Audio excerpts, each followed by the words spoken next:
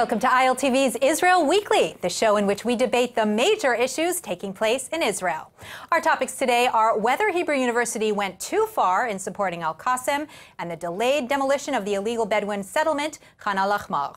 Joining me in the studio are Bar-Ilan University professor and expert on the Arab-Israeli conflict, Dr. Mordechai Kadar.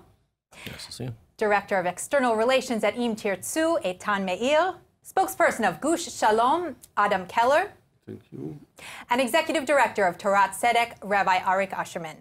So the Hebrew University joined the judicial appeal against the Israeli government's decision to forbid the U.S.-Palestinian student, Lara Al-Qassam, from entering the country.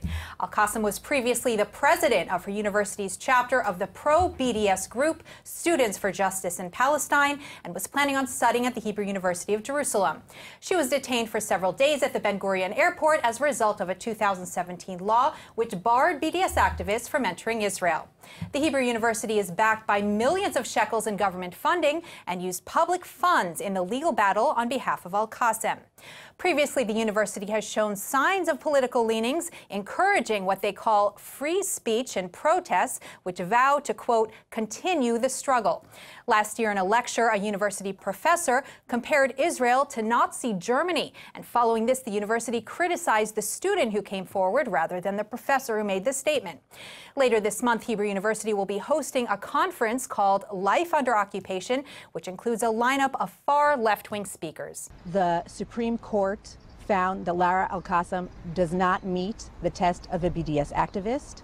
What is more, the court found that the evidence is so weak and so transparent that there is an impression that she was not targeted for alleged activities, but rather for her political opinions.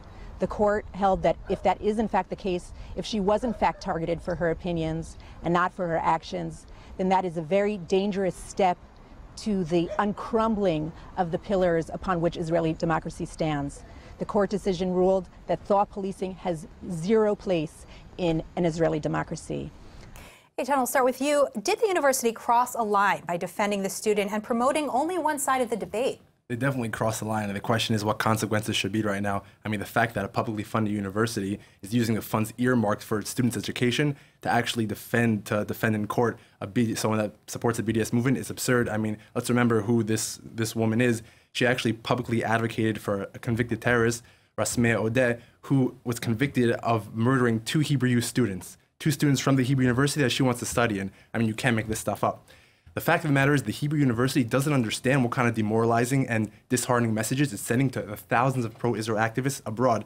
They're fighting every day against exactly people like her, groups like Students for Justice in Palestine. And over the week, us at Im Tirtzu, we've been talking to a lot of students in the U.S., in England, especially in the University of Florida, where Al-Qassam came from, and they told us the same message. They couldn't believe it. They said, listen, we're breaking our teeth. We're on the front line defending Israel. We're putting ourselves in line to defend Israel. And now Israel's most prestigious university is supporting the BDS. They didn't believe what could happen. And this is exactly what Hebrew University is doing. Adam, how do you feel about now, the... First of all, I want to object to your presentation of the whole thing. When you made the connection between the fact that Hebrew University is getting public funding and the fact that Hebrew University is taking up this case, or that the Hebrew University is having a left-wing conference. I want to say, by the way, that just a month ago, the Hebrew University had a conference about what was called the environment in Judea and Samaria, which was very definitely pro-settler oriented. But anyway, I think that there should be no connection whatsoever between the public funding to a university and the political positions of the university or the university administration or certain students in the university or a conference which is authorized by university. There should be absolutely no connection whatsoever. There is such a thing as called academic freedom. The government should support public education, including academic education.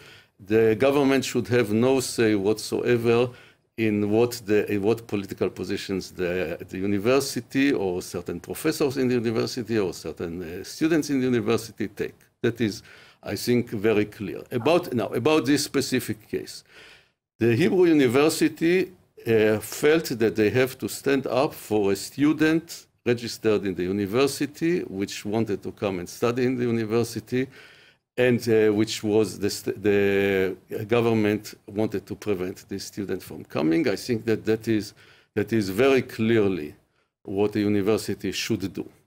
Let's stop right there.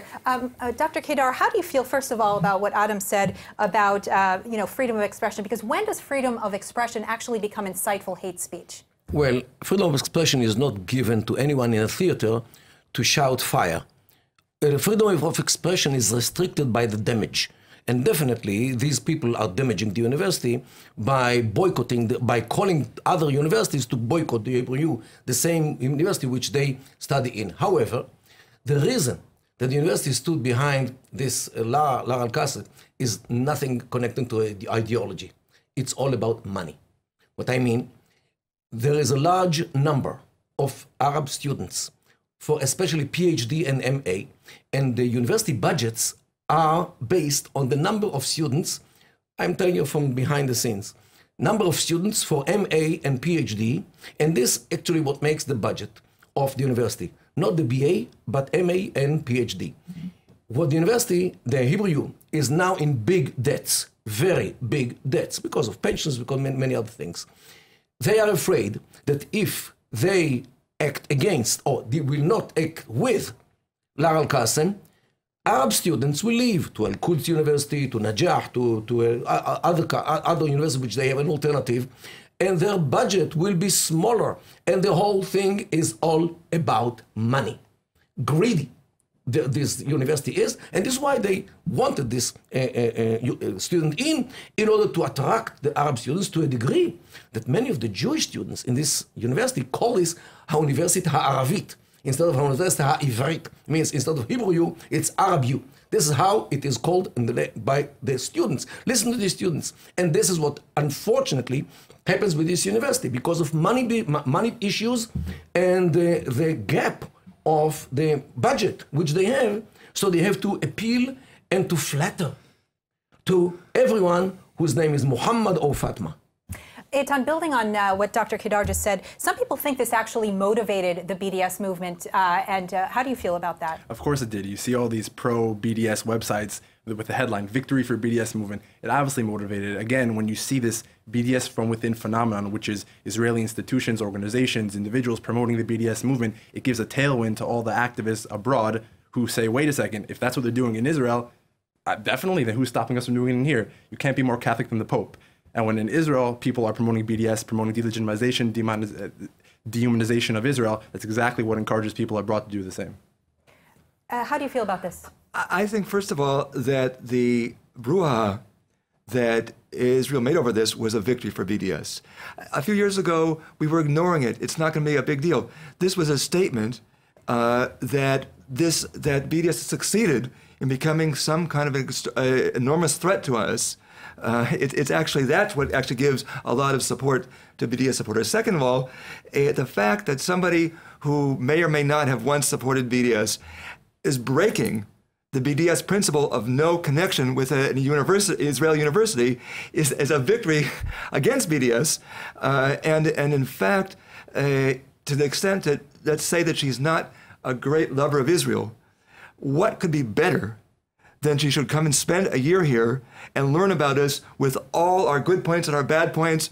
It is simply fact. In fact, it's in a sense a victory against BDS that she should choose to come here. No, what she's going to do is, as much as I am assume, only if she goes, totally to the other side. She will go everywhere in the world and say, hey, I was there. I saw it with my own eyes. I took pictures. I was there for a whole year. This is an apartheid state, and this is a racist state. I experienced on my own flesh when I went to buy a pizza, and people called me names. Okay? This is what this lady is going to do, and you know it better than me. Are we afraid of that? This is what they do. Is that threatening us? No, what I'm saying is, let her do it from abroad. Why should we invite? Would you invite somebody into your home, somebody who's going to bash you in public? Yeah, I would like to say, can I say something? If she had heard what you said a few minutes ago, she could say Israel is a country where a respected lecturer could accuse university of promoting Arab students who are citizens of the country.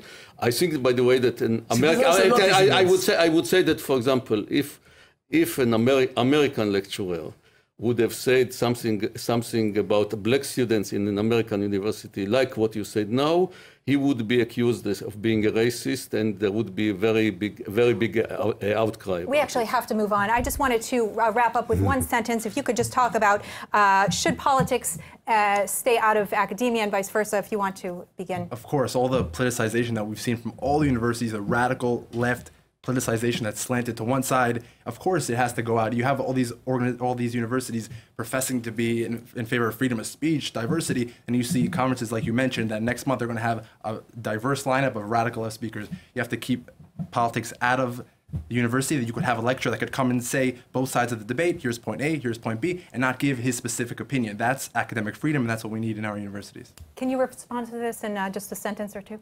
I think first of all, we're not really spokespeople for the university. I think they've made it clear they think that this is going to damage them, that it's going to prevent our students from being abroad, and it's going to prevent students from coming here.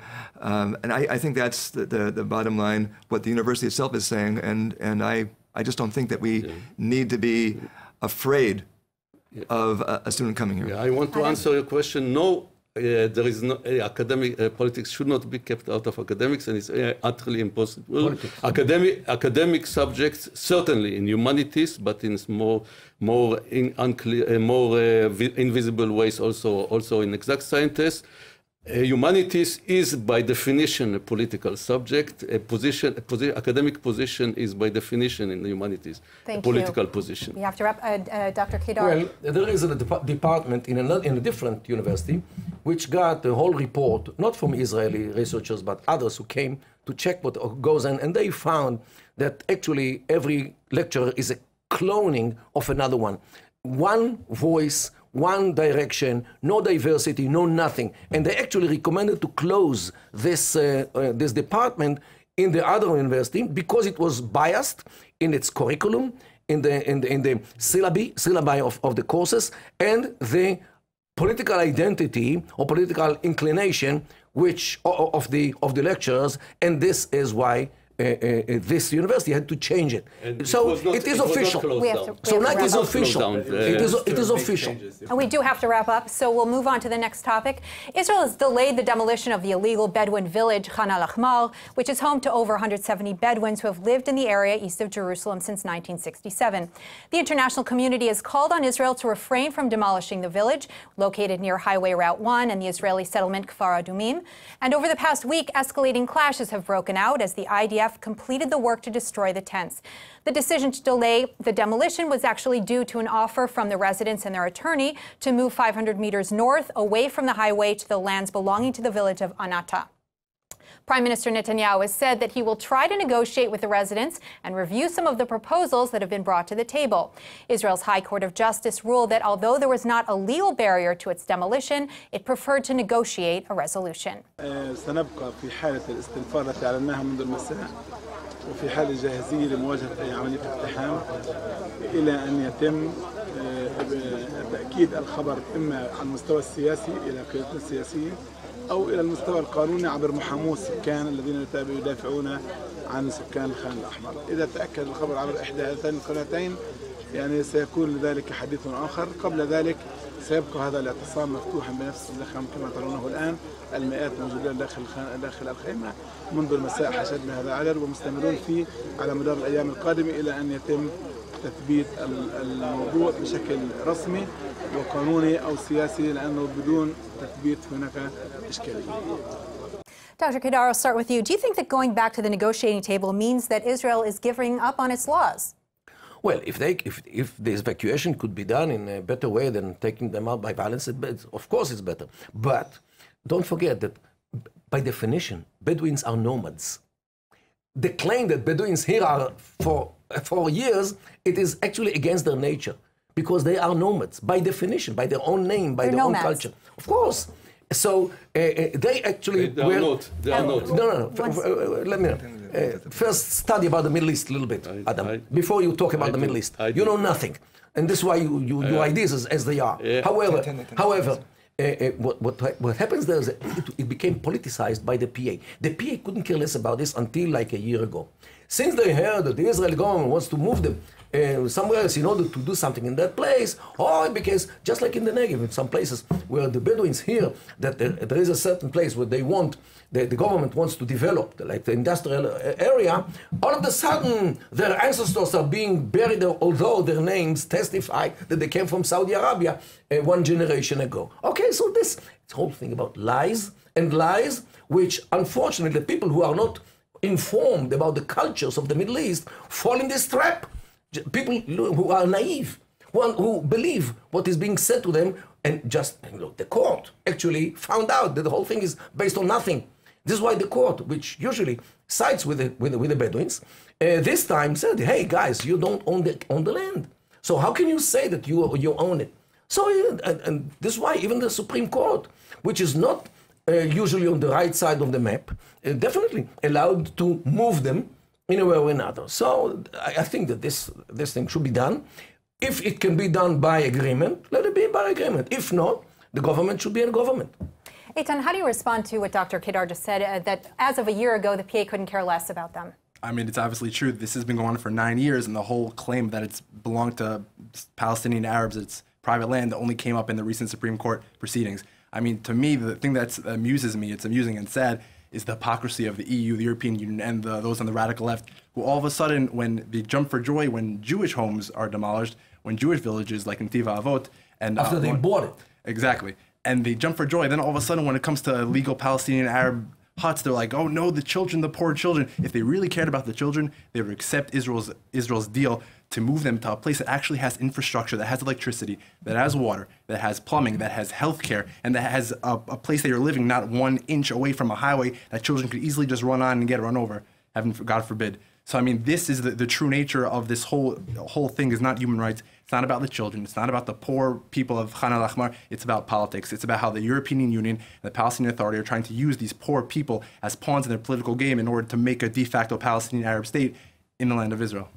Rabbi Shammai, how do you respond to what Eitan just said about really the EU and its bias? Because if this were reversed, they really wouldn't care. I think that's kind of silly, but I actually first want to say I'm very happy to hear that Dr. Kadar agrees with us that if they can come to a solution, then that's not such a terrible thing.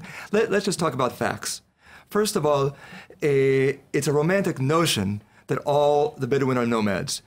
Back in the late 19th century, an Israeli leader of the Zionist movement, Levontin, wrote in his travelogue that the Negev is filled with Bedouin and they're not nomads. They have agriculture. In 1920, Chevrat L'Hakshrat Yeshuv, a part of the pre-state Zionist movement, did a careful study where they found 2.6 million dunam owned by the Bedouin in the Negev. They were no longer full nomads. No registration. No, they actually it was very exacting, that report, and they always showed what the registration was. To register. Yes, they did. They had Bedouin documents, and the report of the Zionist movement showed that. Now in 1953, after the 48 War, the Jalalin tribe were forced out of Israel. They ended up not just in 67, back in the 1950s, they started wandering throughout the West Bank, including where Kfar Adumim is. I'll just stop you right there for a second. How do you feel about them not actually being nomads? If I could just 2 more sentences. Yes, please.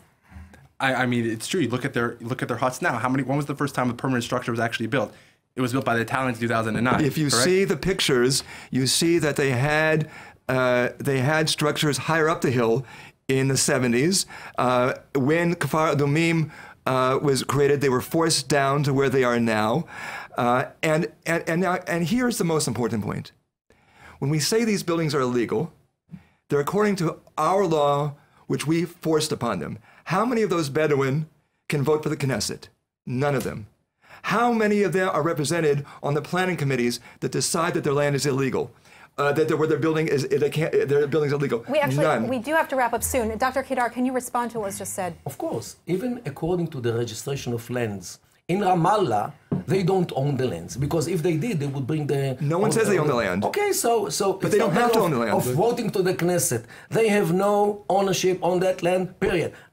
I would simply say people of Anata who own the land say they can live there, and even if it's state land, we've only given less than 1% of state land that's been used for anybody, any use in the occupied territories for non-Jews. We could also let them, even if it was state land, and it shouldn't be our choice. In other words, we should not be deciding for people that have no representation on our laws and making our laws what is legal or illegal for them. No taxation without representation. Yeah, I want to say that the decision of the government today to suspend the destruction of Khan al-Ahmar is vindication of Haggai el-Ad, of B'Tselem, who spoke last Thursday in the UN Security Council and mentioned specifically the case of Khan al-Ahmar. And sometimes right-wing people say, why do you wash the dirty linen outside? We have no choice. If we would have confined ourselves to discussing this Khan al-Ahmar within the Israeli political system and the judicial system, the village would not exist anymore. Since we had no choice but to appeal to the outside, then the village is there and will continue to be there. Eitan? I think this is really a microcosm of a larger issue, which is how the European Union and foreign governments try to inject their policy, try to strangle the Israeli government into accepting their will and wishes. We're a sovereign nation. We should be able to decide what we want to do, when we want to do, by our elected officials, not by representatives of the European Union, not by foreign agent organizations that receive millions of dollars in funding from European governments and act in Israel and try to petition the Supreme Court against Israel. And that's what this is an issue of. It's an issue of sovereignty and Israeli democracy. Dr. Kadar? Well, these Bedouins were recruited, unfortunately, by the PA in order to be soldiers against us in this issue.